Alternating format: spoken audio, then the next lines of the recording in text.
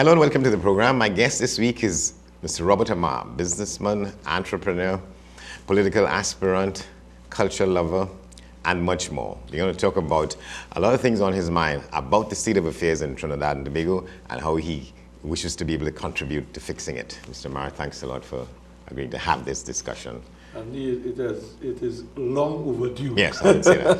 And I truly appreciate the opportunity to be able to sit with you and have dialogue about Trinidad and Tobago, which is a very near and dear thing to me. Country as we see it. It's interesting that just before we went on, you were talking about the automobile industry in the country and your views on you were talking at least about one dealership. But I wanted to ask that about you because there are people who say that, so you inherited what would have been the most prosperous car dealership in the country at the time, and you lost it. What happened with that? We didn't lose it. We have to fix that in the minds of people. I had an option and a choice. One was to sell it or to hold on to it. At the time, based on the training that our father gave to us, he had already enunciated, and it's now about 20 years too late, that the automotive industry was a dying industry. It was only just taking away from the country. So at that point in time, I didn't see us going any further because we'd have been like subservient to an automotive company, always selling something for somebody. And my dream was always to have my own. So we had created a limousine and we had created the BUV, which is the basic utility vehicle that we launched in Trinidad, sold through the Caribbean. And at that time, the yen was very expensive. We didn't see us being able to continue along the line. So I decided to sell the company back to Toyota. Did I make a mistake? Yes, I did. I should not have sold it. I should have held on. My family has never forgiven me for making that decision. But remember, I was left in charge. Mm-hmm. So somebody had to make the decision. Somebody had to call. It was the wrong call. But I didn't regret it because today we are presently talking with the Chinese. We have one of the modeled vehicles that they are making for us, which will be branded Amar. So we're going to have our own Amar vehicle in time. We're doing some final checking in Trinidad to make sure that it conforms, that we are satisfied with it because the quality is not the best. They are automotive development in transition, just like the Japanese were 50 years ago, but they are coming fast. They have learned quick. So at this stage of the game, I think that while there is a role for the automobile, Trinidad and Tobago is overcapacitated. Too many cars for the roads. Well, and so on that basis, then, why still introduce a new? Because electric cars are the next thing. I mean, I think Tesla was on the right move. People have still questioned his arithmetic. But he has now launched a $35,000 US motor car in the Americas. And he is aiming towards going forward with that. And the Chinese have now created a whole new network of Chinese cars that are electric. So we are on the coattail, on the cusp of a successful transition to a non-petroleum type product that will help environmental sensitivity. And you think this country is ready for that? So it will be totally electrically driven? I think in time to come, this country will have no other choice. At this stage, we're still working with natural aspirated engines and diesel, but we are getting to the point where fossil fuels in Trinidad will finish earlier than will finish in America. And if we don't prepare for the future, then the future isn't going to wait for us. Yeah, because we've been aspiring to have cars use CNG for decades, and it's not gone anywhere, really. It has gone very slow, but the process that has been enforced by the NGC is Herculean and makes it very complicated. We are still filling out the application form for NGC to approve us as an installer. And this is about nearly 3 months after I discussed it with them. I think there are only 1 or 2 installers in the country certified. But the bigger issue that has to be faced is from a financial perspective, dollars and cents, US revenue. Do we spend the money that we are earning through the resources we are selling for foreign currency in transportation, or do we spend it in food and medicine? And that's the big difference. And I'm saying we are looking towards that electric vehicle. The one we have in Trinidad is not electric.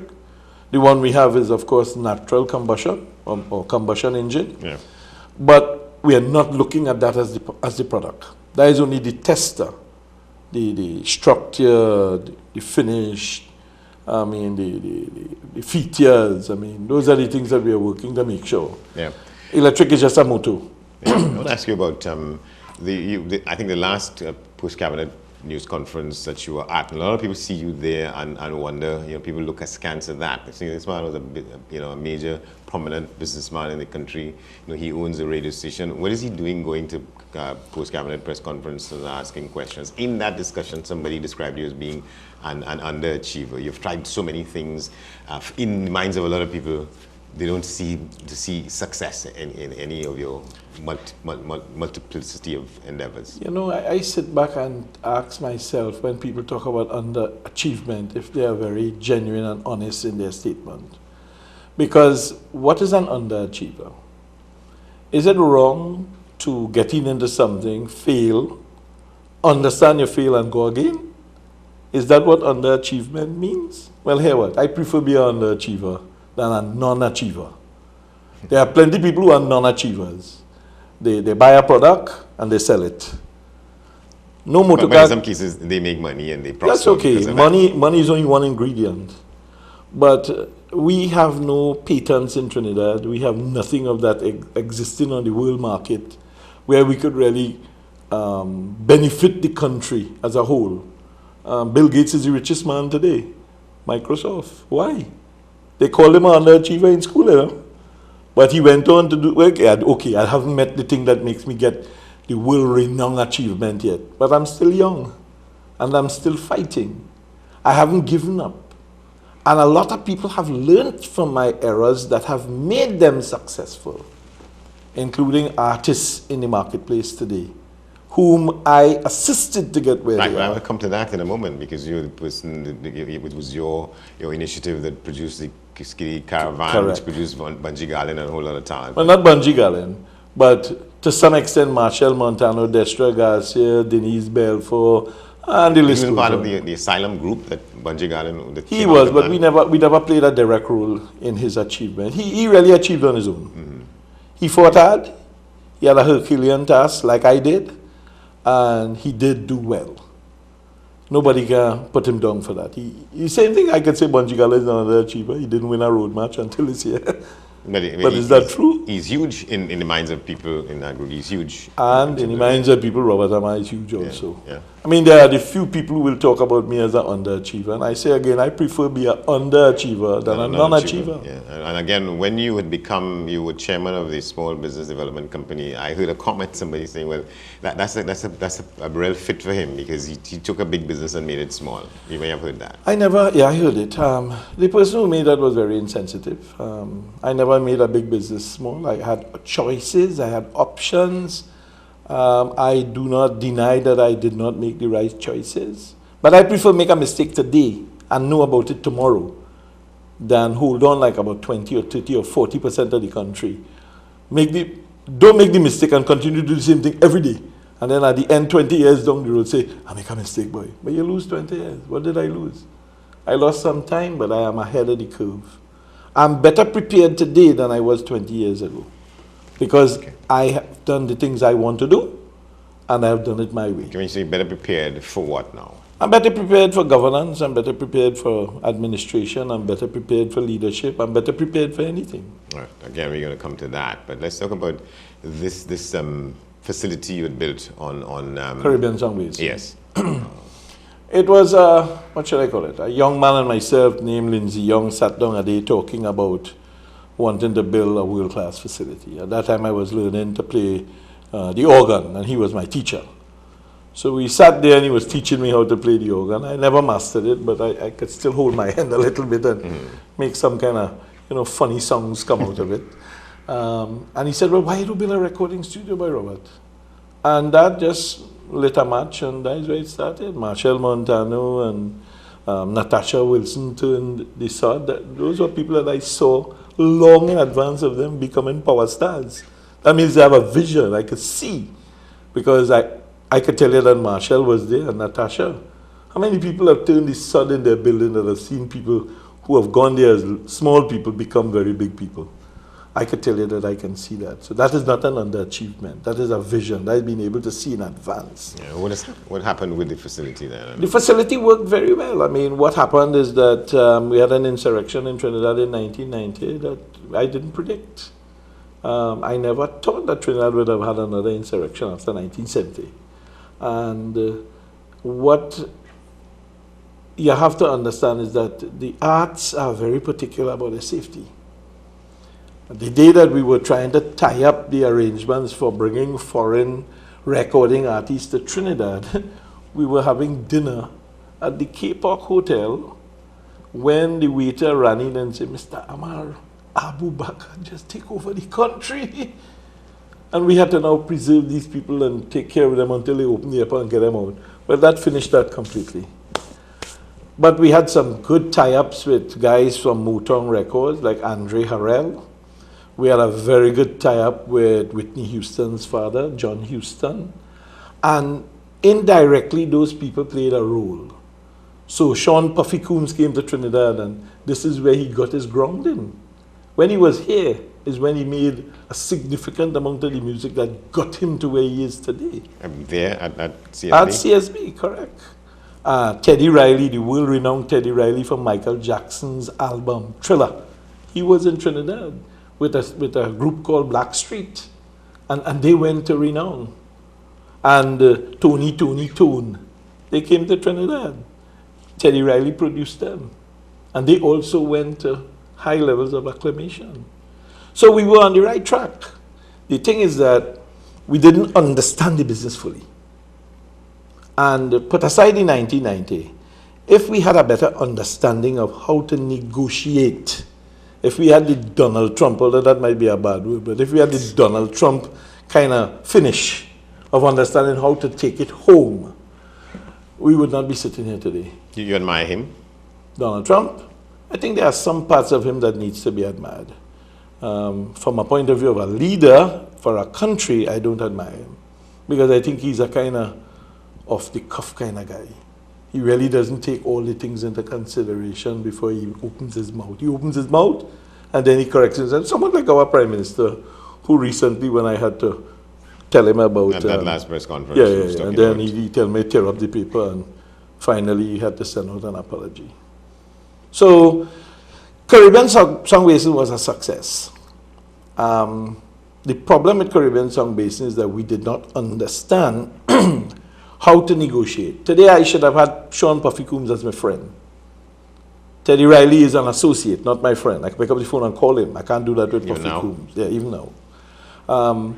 But so there was no possibility of restarting the operation and bringing more of those people to Trinidad? No, the technology has changed too much. People can now make music in their bathrooms and toilets. They really don't need that. Of course, you still need it for the fine-tuning and the finesse and all of that. But the core, putting the thing together, in the world of internet now, a man make a song in Trinidad and he send it to Vietnam via the internet. And the person in Vietnam sing on it and send it back to Trinidad. And they mix it here and it's done. You really don't need to be on location anymore. Yeah. So it wasn't your intention to say with the Kiskili Caravan to keep bringing out young talent? That was the intention.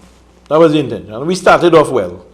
I mean, I am proud. I mean, General Grant, I remember his name comes back to mind. But there are many others. But if underachievement is recognizing the talent of 18 and 20 people and putting on a local show in Trinidad and Tobago that brought 10,000 people to come to see local artists only, well, then I accept underachievement. I don't have to bring a foreign artist to have it. As a matter of fact, I think Marshall Montano this year must be the first time he get to the numbers that I got to 20 years ago. When I brought Barrington Levy here. Barrington Levy had 45,000 people and the fire services came to me and said, we have to open the gates and let everybody else in. And they came in for free. That's 45,000 people. So is that you do things and then you move on rather than finding a niche and staying there and hitching your wagon to particular stars and such? I'm a public servant. So at the end of the day, I've already hitched up. My hitching is to make Trinidad and Tobago a better place. In the meanwhile, consider this to be transition things that I'm doing to better prepare myself for that role of helping Trinidad and Tobago get to the next level. Because Trinidad and Tobago has moved nowhere in 25 years. We're in the same place. And you see the time is on your side to... Time is on my side. Establish those the biggest problem is human and psychological battering. The Trinidad and Tobago citizen has been battered for the last 40 years, to in and fro in between one choice and the other. And while we are still at that position, the reality is that we have to be concerned about who gets there and who does what. We are operating in Trinidad and Tobago, in my personal view, without any kind of leadership. We may have had leaders, but the leadership by a planned process, I don't see it happening. I see sporadic things taking place.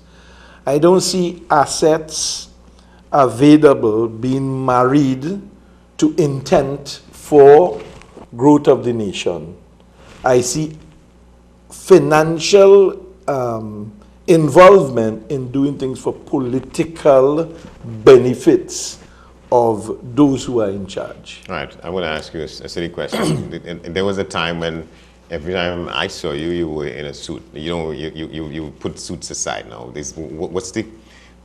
What went on in your head and your thinking to banish jackets and ties? Suits are not bad. I mean, the opportune comes when you have to wear a suit. But you have to be in the trenches and people want to see you like they see you. I mean, look at the difference between previous police commissioners and Gary Griffith. Gary is out there. He's rank and file with his people. He's spending time, he's showing leadership by a process to win over the support of his people. I think he's doing that. My position is that 95% of the population are grassroots. If I go to them with a suit, they go look at me and say, who are you trying to fool? So I am just a normal, I go to you as a normal. I could go anywhere in Trinidad and Tobago and not be interfered with. I mean, that's the way I feel. Maybe I'm wrong. Maybe there are guys who want to destroy me outside. I can't do nothing about that. If the intention is there and that's what they want to do, they'll do it anyhow. But I have not seen that kind of vociferous feelings of aggression to Robert Amar wherever you go. Love until antipathy. I don't see it. And again, there was a time when you would have been a sought after speaker, whether it was at Lock Jack School or anywhere where people wanted to have discussions about taking the country forward. And the truth is that it's like you and I have spoken. I have a lot to contribute. I mean, I have asked the University of the West Indies, why can't I be involved or included in the discussions that they have? They can't give me an answer. I went to meet the principal of the school months ago and say, what happened to Robert Amar? How come Robert Amar can get an honorary degree? Well, so you approached them on that? Yeah. He said, you're politically involved. If you're politically involved and you have a political agenda and you have a political party, the university does not recognize you for a doctorate. And I find that to be... That's Professor Copeland now. Yes, I find that to be ridiculous. I mean, others I've spoken to also in the university, they tell me the same garbage. So I'm asking myself, well, how does it... So that's their policy, they don't recognize. That's their policy. But you could get a prime minister or somebody from Trinidad to get an honorary degree outside Trinidad. But our university doesn't recognize our own people. When I was 32 or 33, I met some people from the university at the time. I don't remember the guy's name. And he said to me quite clearly, he said, Robert, you know, we were planning to consider to give you an honorary degree. I said 32 or 33. He said, but you was too young. At that time? At that time. So imagine I was too young then, and now I'm politically inclined, so I do not fit the bill. So what is the issue with politics? I never asked. Or political involvement? Andy boy, after you get told that, you don't go no further. Because that is like bouncing your head against a brick wall. I mean, I went there and offered to put on the university party or fete that they have every year. Yeah. And I said to him, I say, here what? I would like to put on this party because I see like the party is stumped. It's going nowhere. It's not growing. And this is before they gave it to George Singh, I think, this year. They didn't even call me. As if though I'm persona non grata in those places. But hey, listen, don't worry me. I have a big event I'm planning for in the Olea's Night, December the 31st, 2019. 2019? Yeah. You're planning an event? Yeah, from now, yeah, like the way I operate, yeah. In March 2019. Correct, and in 2020 I have another one. The event in 2019 is called Tomorrow, and the event in 2020 is called The Future. So, whether we'll get sponsorship or not, I don't know. I mean, I run in with my gut. I believe in me. I have seen the successes. There are many people around me that believe in me. There's a minority of people that don't see me as being capable. I can't be angry with them, but ask them what the man didn't do that he was supposed to do to meet your expectation. And I guarantee you it will be stupidness. They won't be able to say anything of any substance. That's just the way the society we live in. I can't change that without, scoring some major points. And I think the time has come where I'm going to start to score those points. All right, so you ran for elections one time as a candidate for one of the constituencies in Lavender. Yeah. Talk about that experience. That was a testing of the genuinity of the people. I knew I wouldn't win. I came up against Eulalie James. It proves that people in a community really don't vote for a substantive person who can really do for them. They vote for a substantive party. A machinery. Correct. That's all they vote for. They really don't know that, they know they will get nothing, but they still continue to follow the old adage, the old training, the old traits. I went there because at a later date in my life, I will be able to say, imagine I came to you guys in Laventille 20 years ago, 25 years ago, offered you myself, and what did you do? So how much better are you off today than 20 years ago? The point is they would have to say they're no better off. The roads are the same, the pipes are the same, the plumbing is the same, the streets are the same, the no street lights are the same, the derelict buildings are the same, the crime is the same. Or worse. Or worse, the unemployment remains, the gangster behavior on the blocks is the same, the ganja smoking is the same. You really haven't gone nowhere. So how much different would that be if you had given me the chance? Yeah. We're talking on a day in which the U.S. State Department has issued its latest crime and security advisory on Trinidad and Tobago, and it has named a number of communities where it is telling American visitors as well as Americans working here don't go there. to go there.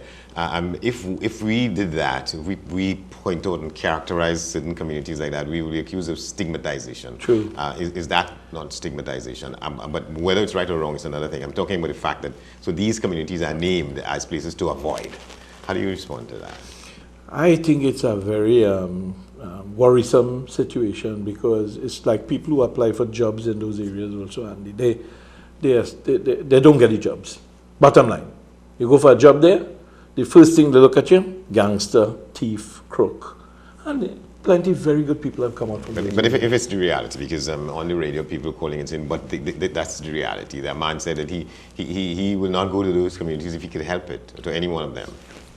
The fact remains that while we may have our incidences of problems in those areas, it is not different than any other area in Trinidad and Tobago. It is just that those are the ones that are at the forefront of the people's minds because they're being called more regularly. It doesn't mean to say that they don't have problem in Penal or in Siparia or in Dibe or in Maruga. I mean, we have problems but all not to over the extent you don't have drive-by gang-related shootings, in Siparia. Well, I mean, in Siparia, yes, no drive-by, but you have murders down there just as well. And in Maruga, we had the killing of the people that we have never resolved up to today. Those are things that worry me as a citizen. Because I hear them in the parliament talking about, bullets. A man goes into the parliament. And I don't know how you feel about this, but he's talking about guns and the customs and whatever. And then talking about the containers scanning and whatnot. And the people who are sitting there in the select committee, none of them has even got up and said to the people who from the port, are you aware that the international standard is 45 containers an hour with one scanner?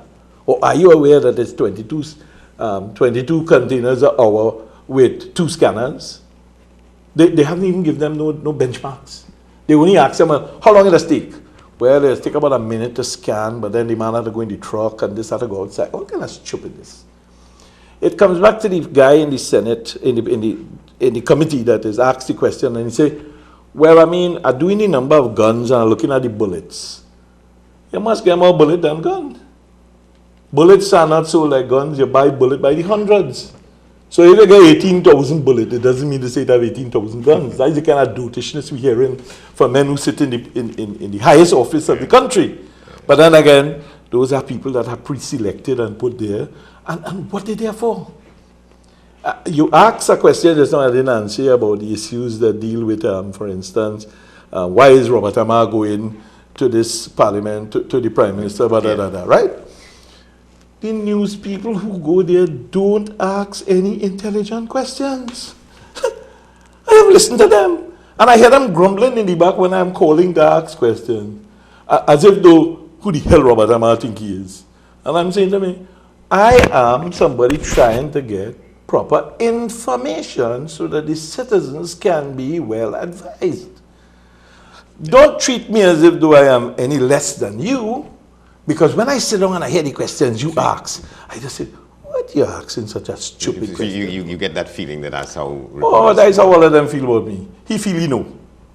But they have to now understand that out of all of them, I'm the only one ever get the prime minister to apologize. So at least I have a fella in my cap now. All right. That's why we take a break. We'll be back in a moment with Mr. Robert Amar. Stay with us.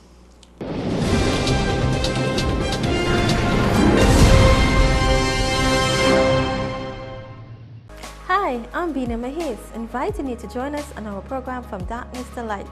Every weekday at 11 a.m. we will discuss current and cultural affairs, share news from around the world impacting on our diaspora, highlight community events, showcase Bollywood and local hits, present an uplifting inspirational segment, and much, much more. We would also have experts in various disciplines sharing with us their thoughts and expertise. In our call-in segments, we encourage you to share your thoughts and opinions on major issues affecting you. Join us right here on IET.V every weekday at 11 a.m. where we educate, enrich and entertain from darkness to light every weekday at 11 a.m.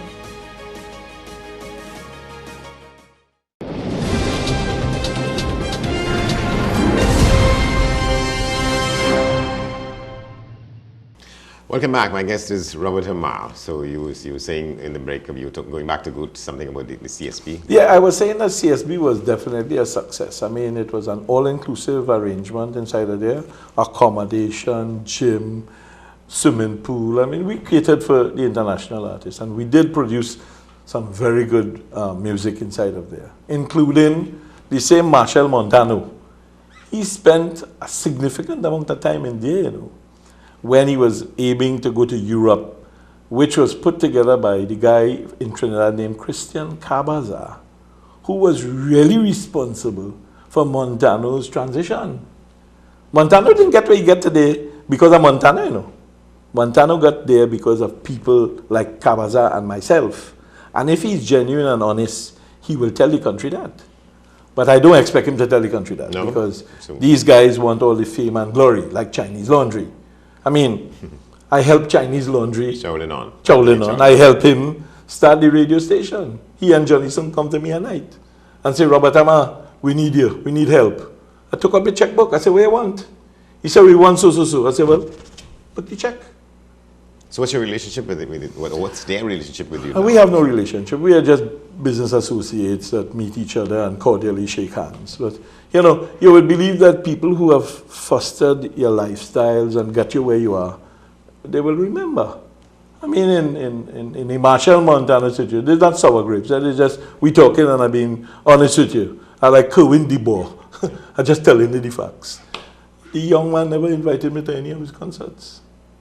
You would believe that he would remember me. He and I sat in a car when he played a track for me, and he challenged me. He said, tell me who you think singing there. And within 30 seconds, I say, Drupati? And he was shocked. He thought I would not have found out. That's when he used to drive a BMW. Same Fantastic Friday Night or whatever, and he came by the studio and he and I talked. Cohen Dubois. No, Marshall Montano. Marshall Montano. And I wouldn't tell you what Marshall told me the night, but he knows what he told me and I have remembered. So in the end, we have never gotten the credit for the things we have done. Fireball. You think Fireball ended up where he ended up on his own? Fireball ended up there because of Christian Cabaza, my associate and partner, who is dead, died in Trinidad, fighting to take the soca music to another level, and getting Richard Gerhardt, I think that's the guy's name, right? I think that's his name. Gerhardt, anyway, funny name. But he was... There's a man called Richard Gephardt. That is the man. Yeah. He did the mix for that, for Fireball. And Fireball again. 20 million views. Before any of these guys start to get there, I don't even think Montano get anywhere close to this young man. No. But at the end of the day... As big as he is now? As big as he is, yeah. The guy that 20 million is, you know. What is it about you that prevents you from getting disillusioned or getting cynical about No, because I believe in me. I believe in me. I know what I'm doing is in the best interest of Trinidad and Tobago's future. And I only care about the future. The past doesn't worry me at all. I mean, I reflect on it because as a human being, I have no choice. I had to look back and say, what the hell you do wrong, Robert? How come? How come you didn't get this to work right? How come you didn't get that to work right? That is why when I go the next step, I get it better. Perfection takes time, you know. Yeah. But when you get to perfection, other people still playing catch up because they even reach the first stage of understanding their failures. I don't let failure. So you sought to get into politics because you wanted to get into parliament because you believe that is where decisions are being made or should be made to position the country differently, to take the country forward. That is the future of Robert Amar right now. That is where Robert Amar's mind is. I have a page right now on Facebook, Elect Robert Amar to Parliament. It's a Facebook page. It's starting to build some kind of momentum. It's not very big right now. I don't promote it as I should. I'm not one of them young tech-savvy people. I have to get a young tech-savvy person to help me. If anybody outside there listening and you have the skill sets, listen, I open. But Parliament... One person who I think might be able to help you is he's the leader of a party. He has a program on your station. Philip. Exactly. He probably wants somebody. Well, Philip has some good ideas. I mean, but I have told Philip already that he has a temper. I mean, if Philip tempers, there's a very strong potential possibility for Philip to move past where he is right now. And he is winning over people because he's dealing with factual, hear, see, touch issues and people like that. Whether that could be transitioned to votes is another story. Yeah, I mean. but you don't see any kind of alliance or teaming up with him. So we're getting into a major political season in months. Well, he and I have spoken. I mean, I don't know, as I told him, I mean, Trinidad and Tobago, for all intent and purposes, are a two-horse race. We can't fool ourselves.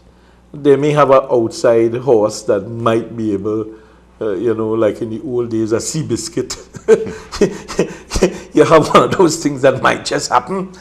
But my gut feeling tells me we don't have a two-horse race here right now. Still, and that, for a lot of people, that's still lament about the country that there isn't, the people, any discernible way outside or around that. And the people not interested in moving past that, no matter what they tell you.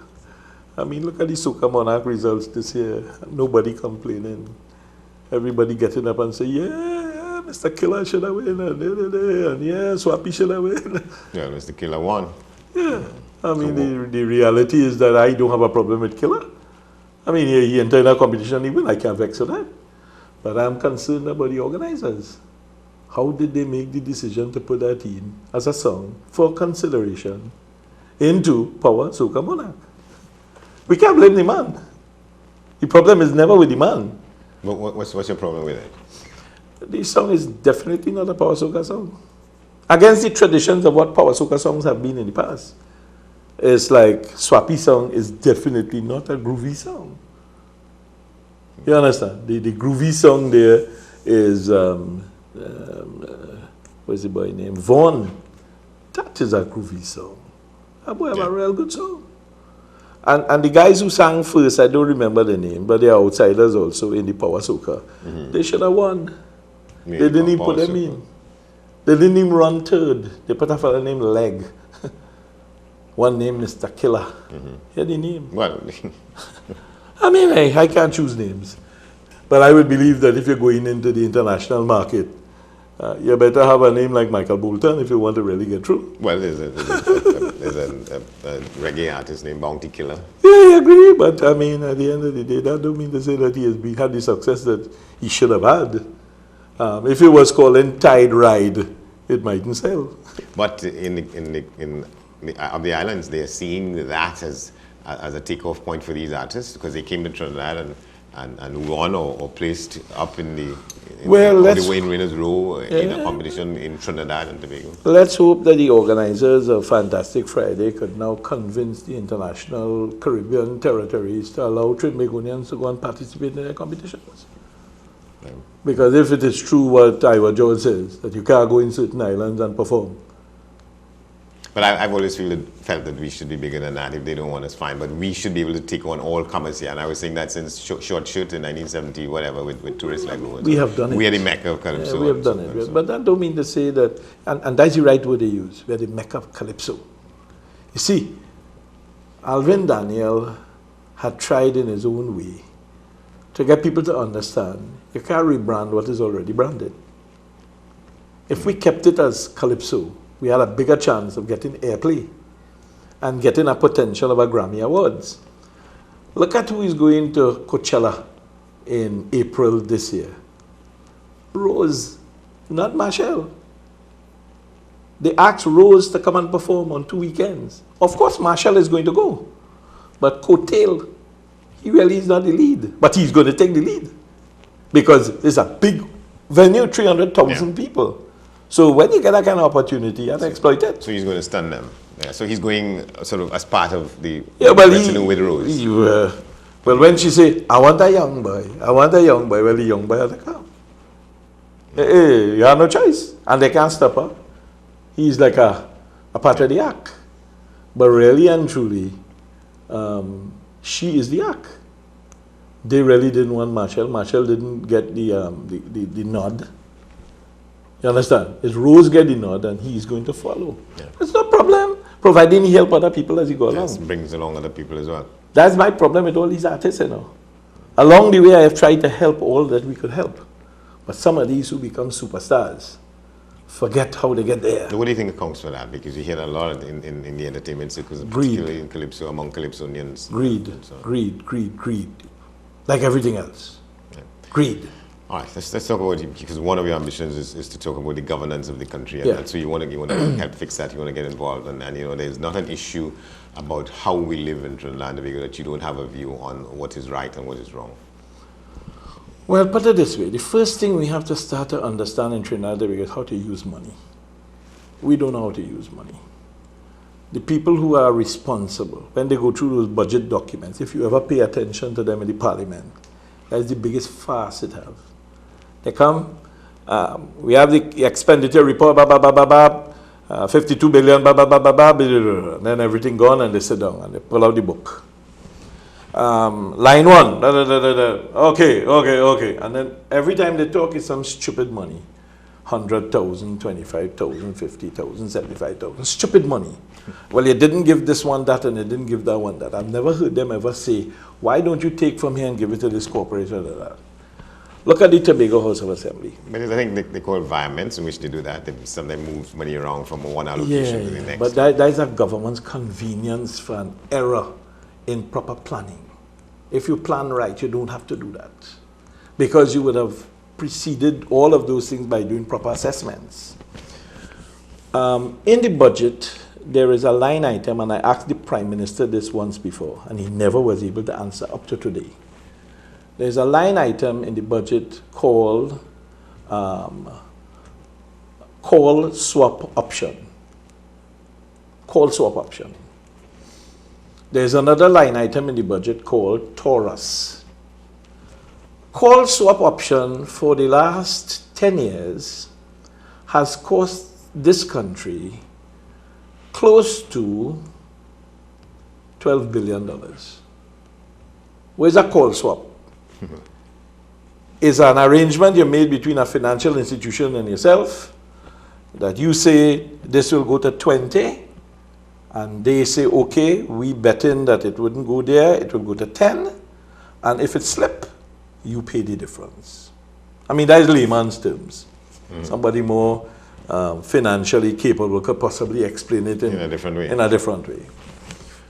So that's money wasted. I asked, why do we have to have this call swap option? I even asked Imbert that. And Imbert put me in my place and say, that is something I'm going to deal with in the parliament because the UNC responsible for that. And up to today, Imbert hasn't dealt with it. So nobody has dealt with it. Instead of the UNC introduced it? No, it has been their time immemorial. But he, of course, is the blame game. And he said he would have talked about it in the parliament, but he has never spoken about it. He didn't, and that was not an adequate response to the question. It cannot be inadequate because both the Prime Minister and himself cannot explain to me what it is. Now, if you're spending 500 million, 800 million, 900 million, $7 million a year, you don't think you're supposed to know where you're spending that money for? So we don't have an adequate, and mind you, the opposition is equally to blame because I brought it to the attention of several opposition people saying, why don't you all ask this question during the debate? None of them have ever asked it. The same thing applies to Taurus. Taurus is a company that was set up by the government in the PNM days when the three failed banks came together. And they took all the bad debt and put it inside of there. The last time I checked, Taurus, for the last period of time that it has been established, must have spent about $7.5 billion. $7.5 billion. That is about 15 years of spending. Every year they keep putting money in it. And I'm asking, why? When we going to write off this bad debt? And nobody could answer. And the same thing applies to the Ministry of Agriculture, who at one time through the ADB, under Nunez, had a bad debt in the books of $1.65 billion. Karen Nunez to show. Now she went to the parliament, they vote, they wrote it off. Who benefited? I didn't benefit because they put up my property to sell it. And I had to pay the interest and the principal. And I didn't have a problem. I sell the land, I pay it off. In regards to the issue at Taurus, I had a Taurus account also. I negotiated, I paid the principal, and I got them to waive the interest. But basically, I paid. I don't know how many more people paid. Yeah, so we have an asset use that is flawed. And we continue every year to make the same mistake. We spend a lot of money doing a lot of things, but we do not have the breakdowns. And when these people go to the parliament, although it's 52 billion, let's be realistic. The first thing they should do is to say, this 52 billion that we are planning to spend, here is the breakdown. 4 billion is for loans. 21 billion is for salary and wages. 6 billion is for infrastructure. And 10 billion is for new projects. Yeah. But isn't that there somewhere along the process where you get to that point? Okay, and the access reflect. Have you ever heard them do that? Even self-effort is there. You expect the layman in the street to go and get that book and understand it? The man that was there before, which was Conrad Inel, I questioned him about that. And I said, I did a whole research, you know. I took the budget and I stripped it apart. Remember, under the budget they have heads, 11, 12, 13, 14, 15, 16, whatever is the number. I took all the 11s and added up. I took all the 12s across the board. Yeah, but isn't that what happens in the when the Prime Minister, when the Minister of Finance is winding up his budget presentation, he talks about what is under the list for recurrent expenditure, for development expenditure, and so on and so on. They tell you that it's $56 billion. They say $7 billion to security, $6 billion to health, $4 billion here, $3 billion there. They don't tell you the $6 billion how much of his salaries and wages. They don't tell you how much of the money they're going to put towards paying off loans. They don't tell you what's the number of loans that are outstanding still and how much more time we have to pay it off. America could tell you that they're in debt for the next something years because they win 13 trillion or whatever. We can't tell that. We have people who are running the country that really has no financial capacity whatsoever. I am not a financial wizardry. I don't profess to be a financial man. But when you have men who have received the Order of the Merit of Trinidad and Tobago, like Wendell Motley, whom the Prime Minister boasts he was able to get him to come and do so. You're telling me that man can't prepare some kind of small piece of information that you could present it in the Parliament with his expertise and we've had very, very capable and competent people in the central bank over decades. Correct. They all failed. Nobody at the top knows what's going on, you know. From the Prime Minister down. They don't know what's going on, you know. They don't know. They're just reading out numbers that are given to them by a technocrat. They always start off the budget. I want to thank all the civil servants, I'm very happy that they took all the hours. But what does the civil servant do? What has the permanent secretaries done to help the ministries get more efficient? All the thing they're talking about, taking less and doing more. And you don't buy that. You agree that that's part of the mantra of this current administration. They said that they were going to do that. They had to do that, and they're saying that they're doing it. No, well, you know, it's like the Minister of Health. Getting more out of less. Yeah, it's like the Minister of Health coming to boost. And I wrote a letter to the opposition leader. I'm happy that at least, I don't know if it was because of that she did it, but there was a debate in the Parliament when she brought some order the other day talking about the issues and Health Minister came up because he went on television and said that the opposition leader indicated that the money from NGC was used to build the Kuva Hospital and this and that and the other.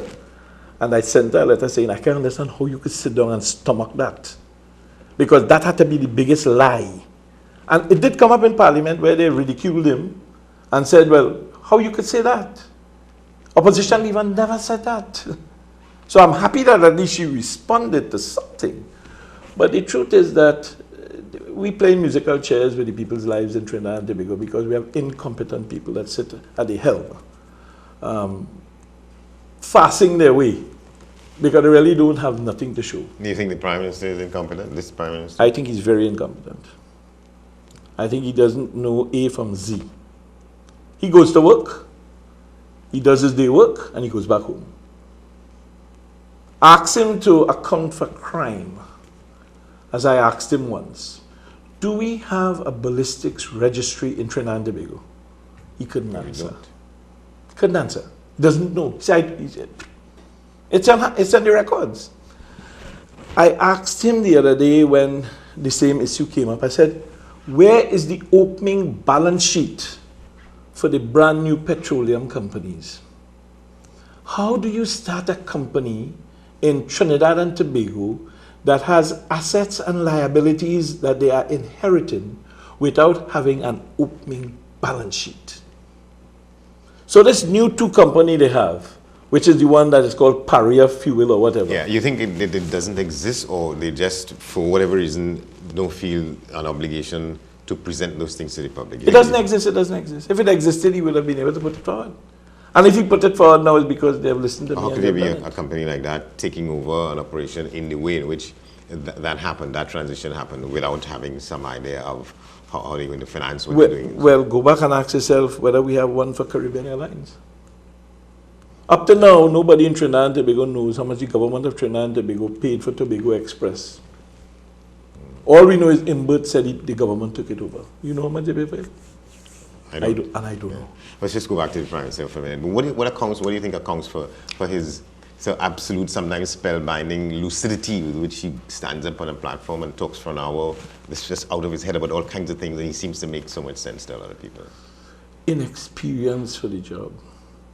He believed the job is a talk shop, when the job really is about having capacity to do the job. He doesn't have the capacity to do the job. But what does it require? What does the job require that he's not doing? And I've heard people say that. People say that because one of the things I wanted to ask you is that there are many people who are convinced that he doesn't want a second term as Prime Minister. Whether he wants it or not, I really don't think. He is already starting to pave the way with his health situation that he has spoken about. He has already started to put things in place to use that as a scapegoat, because he's going to use it. He's going to tell the country, while I am willing and I'm capable, My doctors have recommended, you know, it's like when they fire in your nice now. They say that, you know, they fire, and you say, no, well, I'll just leave it because What I don't is want the to term be that my grandmother used to use? The spirit is willing, but the flesh is weak. I want to believe that. But Andy, the problem with the Prime Minister is, like a lot of the people that he has put in charge, how do you put somebody to run the tourism ministry who doesn't have the experience of handling that kind of money under their control? How do you put somebody to run the Ministry of Health? $6 billion in your hand. Well, Mr. Manning had said that a minister is shouldn't necessarily be somebody who is an expert. You're of balance and a level head, because there are people who will do the work, and you have to have some sense of leadership and management. The truth is that while that may have some viability, the reality is that you need to have the expertise and you also need to have the experience. If you're accustomed running a 100-meter race and they put you in to run a marathon, the potential of you finishing is highly improbable. And this is what we have. We have people that have been putting into the jobs that never came from a background of experience. When you look at the mistakes they make, you have to question, how come you can make such a mistake? I mean, I come back to the ballistics. Crime is X amount of people die by the gun. All the money we have, we don't have a ballistics department, or if we have one, we have not found one gun that killed 2 people. In this modern day and age of scientific analysis, every time the man gets shot, pow, pow, pow, they take 3 slugs out of him. What do they do with it? Everywhere in the world, they take a picture. The automatic fingerprint information system does not work. We spend money on the Manning's time. What does that say about our crime fighting record and expertise? And so Well, prior to Gary Griffith, I would say incompetent. Post Gary Griffith, I'll say potentially possible to solve. We should see an escalation in the solving of the crime by mid of this year. That's my prediction. Because I think Griffith has the experience. So he understands the things he has to do in order to make the things work, but he needs the forces to support him. And that is what he's working on now. Let me win over these policemen, make these policemen feel comfortable. I am Gary and I'm for you. But he doesn't seem to want any obstruction in his way. He doesn't want anybody getting in the way of what he sees has to be done, and he's pushing back against any and everybody who raises a question or a concern about anything. How will that affect his ability to move forward? I'm not in a position to answer. What I will say to you is that I think Griffith has a plan. And sometimes, yeah, and he wants to implement it unimpeded. You can't have that can't happen in the no, country. but I mean there may be some fight down, but the majority of the things I think he wants to do are going to be capable of him doing it because people are going to buy into the ideas. You know, it's hard to sell a new thing when you look back at the past commissioner who really sat there for about 7 or 8 years. You mean the one who preceded? Yeah, the acting. You really have to tell yourself in those 8 years we really got nothing for our money. He was just there, filling the seat, open. All right, let me look at the alternative. The former Prime Minister who is going to lead the party back into the next election. I mean, I feel she has the best opportunity and she has the best potential to get there, but she has to be very careful of who she brings around her. She knows that she has made mistakes in the past. There's no 2 ways about it. She's a fool herself. Is she capable of taking this mantle once again and leading the country again? You think? I think she has it. I think she has it. I think it's important for people to understand that while they talk about corruption and all these things and all the untoward things that she might have conceded, she took some aggressive action with people whom did not follow or did not do or did not comply. And we can't give her wrong for that. You make choices in life, and once you realize you've made an error and you can correct that error, people recognize you. People are now looking at her, and the decision with regards to whether she could make it or not will depend on the people that she surrounds herself with. If the people that she surrounded herself with remains the same, she'll have a hard task winning the East-West corridor. I'm just afraid that we have to leave it there. This is round one. As we get closer to when the bell will ring, I'll ask you to back. That's no problem, man. I appreciate it. Robert Amar, thank you very much. Pleasure, Andy. Okay. That's our program. Thanks for watching. See you next time.